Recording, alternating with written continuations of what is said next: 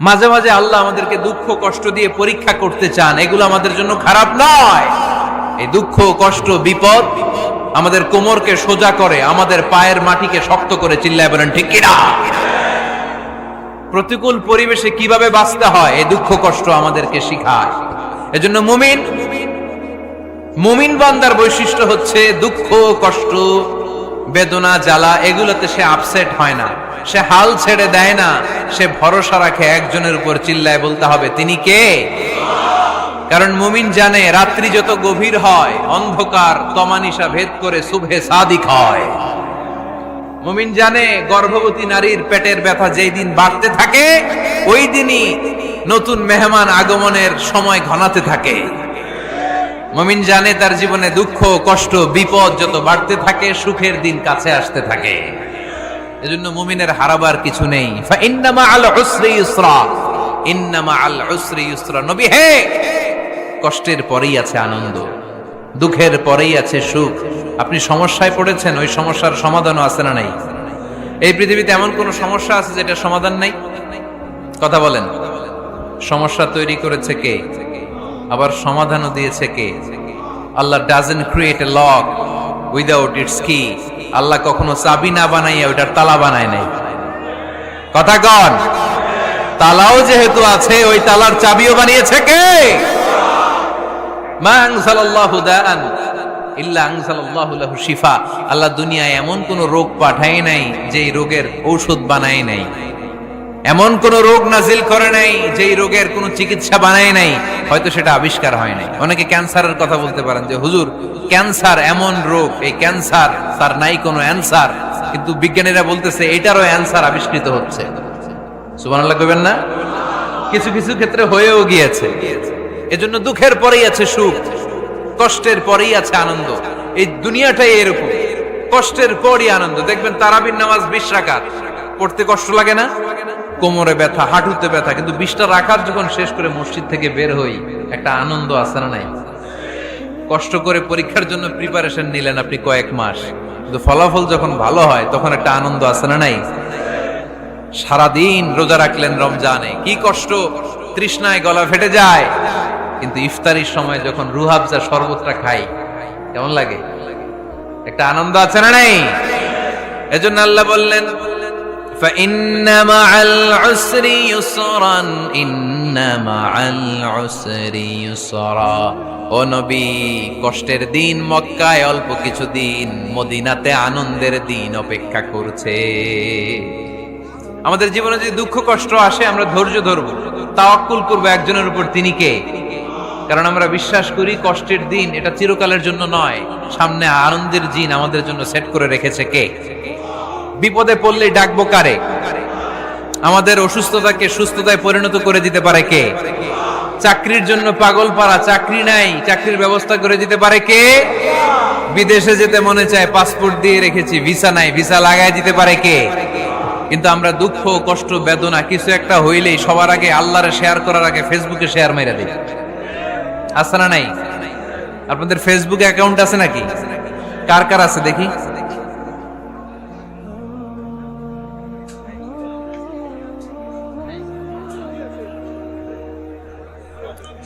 আছে আছে। এটার জন্য আমরা ভালো কাজে লাগাই, ঠিক কিনা? আপনি চাইলেই এমন ভাবে ফেসবুক ফ্রেন্ড লিস্ট করতে পারেন যারা ভালো ভালো জিনিস শেয়ার করে, যারা মোটিভেশনাল জিনিস শেয়ার করে, ইসলামের পক্ষে কথা বলে। আপনার এক একটা শেয়ারে অনেকের জীবন বেঁচে যেতে পারে, ঠিক কিনা? একজন মুমূর্ষ রোগীকে বাঁচাতে রক্তের প্রয়োজন, রক্তের গ্রুপ এ পজিটিভ। যারা রক্ত দান করতে আগ্রহী তারা এই নাম্বারে যোগাযোগ করুন। ফেসবুকে মাঝে মাঝে এরকম নিউজ আসে না নাই? আপনি just you put down in share, শেয়ারের মধ্যে একটা পুট করে দিলেন, একটু শেয়ার মেরে দিলেন, ছড়িয়ে পড়লো হাজার হাজার ফেসবুক ফ্রেন্ডদের কাছে। তাদের অনেকে ব্লাড দিতে আগ্রহী, সে তাড়াতাড়ি যে সেখানে ব্লাড ডোনেট করে আসলো।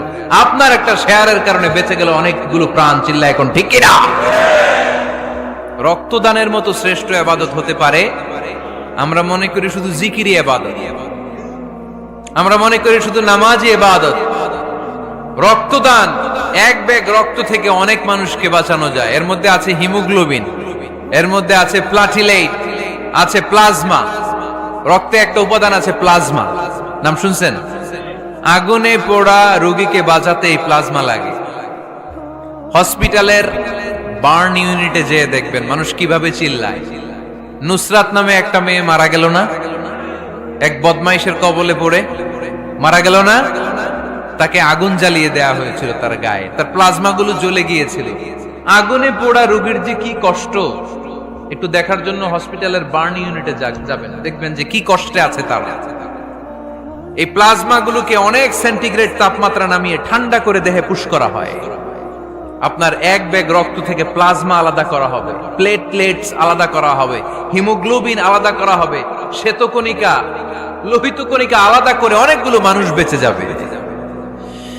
এজন্য ফেসবুক থাকাটা দোষের কিছু না, তবে ভালো কাজে আমরা ব্যবহার করব, ঠিক কিনা? আপনার ফেসবুক শেয়ারিং আপনার জান্নাতি বানাতে পারে, আর আপনার ফেসবুক শেয়ারিং আপনার জাহান্নামের লাকড়ি বানাতে পারে। চিল্লায় বলেন ঠিক কিনা? So the decision is yours. সিদ্ধান্ত আপনাকে নিতে হবে, আপনি কিভাবে করবেন। যে কোনো বিপদে ওয়া ইলা রাব্বিকা ফারগাব, কোন দিকে মনোনিবেশ না করে কার দিকে মনোনিবেশ করব? যে কোনো বিপদ আপদ ফেসবুকে শেয়ার করার আগে শেয়ার করব কার কাছে? আমাদের যার যা লাগে আল্লাহ সবও যদি দিয়ে দেয়, আল্লাহর ধনভাণ্ডারের 1 ইঞ্চিও কমবে? হাদিসে কুদসিতে আল্লাহ বললেন, লাউ আন্না আউওয়ালাকুম ওয়া আখিরাকুম ওয়া ইনসাকুম ওয়া জিন্নাকুম, পৃথিবীর সব জিন, পৃথিবীর সব মানুষ বিশাল মরুভূমিতে দাঁড়িয়ে যদি আমার কাছে চাইতে শুরু করে, আল্লাহ এটা দাও, ওটা দাও, ওটা দাও, আমি আল্লাহ তোমাদের সব চাহিদাও যদি মিটিয়ে দেই, আমি আল্লাহর ধনভাণ্ডারের 1 ইঞ্চিও কমবে না। এজন্য চাইবো কার কাছে? বিপদে আপদে ভরসা করব কার কাছে? আর অবসরগুলোকে কাজে লাগানোর দরকার আছে না নাই? স্বাবলম্বী হওয়ার চেষ্টা করার দরকার আছে না নাই? ফা ইন্নামা আল উসরি ইউসরা, ইন্নামা আল উসরি ইউসরা। নবী হে, কষ্টের পরেই আছে সুখ, দুঃখের পরেই আছে আনন্দ। সব সময় মানুষের সময় একরকম কাটে না। এজন্য আমরা তাওয়াক্কুল করতে চাই একজনের উপর, তিনি কে? বিশ্বনবী বলেন, লিকুল্লি নবিয়্যিন দাওয়া মুস্তাজাবা। এই দুনিয়াতে সব নবীদের একটা করে মুস্তাজাবুদ দাওয়া আছে। আল্লাহ বলেছে, ও নবী, একটা করে স্পেশাল দোয়া করার সুযোগ পাবা, দোয়াটা করা মাত্রই কবুল করে নেব। বিশ্বনবী বললেন, এই পৃথিবীর বুকে যত নবী রাসূল দুনিয়ায় এসেছে, সব নবীরা তাদের স্পেশাল দোয়া দুনিয়ায় করে ফেলেছে, ইল্লা আনা, কিন্তু আমি করি নাই। বিশ্বনবী বললেন, ওয়া ইন্নী আখতাবিউ দাওয়াতি শাফাআতান লিউম্মতি ইয়াউমাল কিয়ামা। আমি আমার স্পেশাল দোয়াটা করি নাই, আমার স্পেশাল দোয়াটা আমি আমার গুনাহগার উম্মতকে বাঁচানোর জন্য কিয়ামত পর্যন্ত রেখে দিয়েছি। আমরা যেদিন বিপদে পড়ে যাব, যেদিন আমার আব্বা আমারে চিনবে না, আমি আমার আব্বারে চিনব না, নেতা তার কর্মীরে চিনবে না, কর্মী নেতারে চিনবে না, ঠিক কিনা? পীর সাহেব মুরিদরে চিনবে না, মুরিদ পীর সাহেবরে চিনবে না, স্বামী তার স্ত্রীরে চিনবে না, স্ত্রী তার স্বামীরে চিনবে না। নবী থেকে শুরু করে, ওলি থেকে শুরু করে, শহীদ থেকে শুরু করে সবার মুখে একটাই জিকির, ইয়া নাফসি ইয়া নাফসি ইয়া নাফসি। আকাশের সূর্যটা যেদিন মাথার কাছে চলে আসবে, জমিনটা তামার জমিন হয়ে যাবে। সূর্যের তাপে মাথার মগজগুলো ভাতের মাড়ের মতো গলে গলে নাকের ছিদ্র, কানের ছিদ্র দিয়ে টপ টপ করে বেয়ে বেয়ে নিচে পড়বে। ওই কঠিন দিনে কেউ কাউরে চিনবে না। বিষ্ণু বললেন, ওই দোয়াটা আমি দুনিয়ায় করি নাই, আমি বদরের যুদ্ধে মার খেয়েছি, উহুদের যুদ্ধে দাঁত ভেঙেছি, আমি না খেয়ে পেটে পাথর বেঁধেছি। আমি যদি ওই দিন দোয়া করতাম, আল্লাহ দোয়া কবুল করে নিত, জান্নাতি খাবার দিয়ে দিত, আমার মায়ের খাওয়া লাগতো না, তায়েফে আমার রক্ত ঝরতো না, দোয়া করলেই কবুল। কিন্তু ওই দোয়াটা আমি দুনিয়ায় করি নাই, ওই দোয়াটা আমার জন্য, আপনার জন্য, আমাদের জন্য বিশ্বনবী জমা রেখে দিয়েছে। এজন্য বিশ্বনবীর চিন্তা আর আমাদের চিন্তা এক চিন্তা না, বিশ্বনবীর পুরা উম্মতের চিন্তা। কিয়ামত পর্যন্ত যত মানুষ আসবে সবাই আমার উম্মত, না জানি তাদের নসিবে কি হয়ে যায়। এই চিন্তার বোঝা বিশ্বনবীকে কাবু করে ফেলেছিল। আল্লাহ বললেন, নবী, নো টেনশন, কোনো টেনশন নাই, আপনার এই চিন্তার বোঝাকে আপনার পিঠ থেকে আমি আল্লাহ নিজ দায়িত্বে সরিয়ে নিলাম। এজন্য আল্লাহ বললেন, আলাম নাশরাহ লাকা সাদরাকা ওয়া ওয়াদা'না আনকা বিজরাক আল্লাযী আনকাযা যাহরাক। যেই চিন্তার বোঝা আপনাকে কষ্ট দেয়, যেই চিন্তার বোঝা আপনারে পেরেশান করে তোলে, আপনার পিঠ থেকে ওই চিন্তার বোঝা নবী আমি সরিয়ে নিলাম। কি দিয়ে সরিয়ে নিল? কোরআনের আলো দিয়ে। আওয়াজ করে বলতে হবে, কি দিয়ে? বিশ্বনবী মক্কায় দেখতেন মূর্তির পূজা হয়, আল্লাহর ঘরের ভিতরে 360টা মূর্তির পূজা।